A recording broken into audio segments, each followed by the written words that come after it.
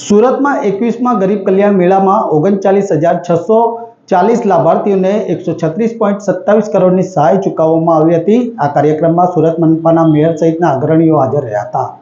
રાજ્ય સરકાર દ્વારા ગરીબ અને છેવાડાના લોકોને સીધો લાભ મળે તે હેતુથી ગરીબ કલ્યાણ મેળાનું આયોજન કરવામાં આવે છે। આ ગરીબ કલ્યાણ મેળામાં હાથોહાથ સહાય પહોંચાડવામાં આવે છે। આ કલ્યાણ મેળો સુરત વસ્તા દેવડીના કોમ્યુનિટી હોલ ખાતે રાખવામાં આવ્યો હતો। 21મા ગરીબ કલ્યાણ મેળામાં લાભાર્થીઓને 136.27 કરોડની સહાય ચૂકવાઈ હતી, જેમાં 39,640 લાભાર્થીઓને સહાય સાથેનો લાભ આપવામાં આવ્યો હતો।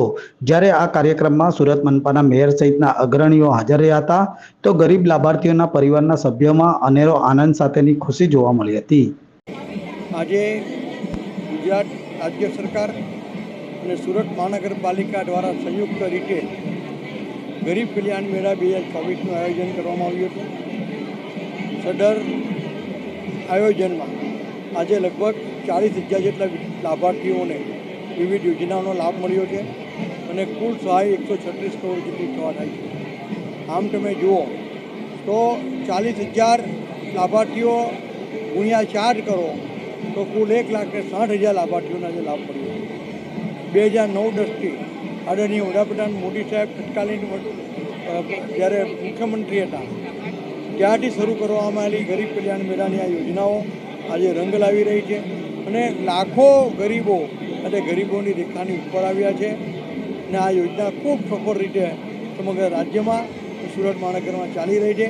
હું સુરત મહાનગરપાલિકાના મેયરશ્રી અને કમિશનરશ્રીને અને રાજ્ય સરકારશ્રીને અભિનંદન આપું છું।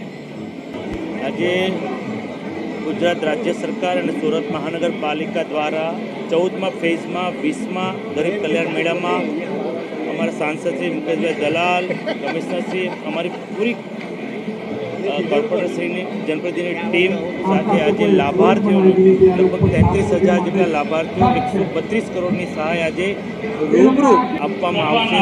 પહેલાંના સમયમાં વચેટિયાના હિસાબે પબ્લિક હેરાન થતી હતી। 2009-10માં ત્યારના મુખ્યમંત્રી અને આજના વડાપ્રધાન શ્રી નરેન્દ્રભાઈ મોદી સાહેબના સરકાર આ બીજ રોજનું આજે વટવૃક્ષ થઈ ગયું છે અને લોકોને જે હાલાકી ભોગવવી પડતી હતી એ હવે નથી ભોગવવી પડતી।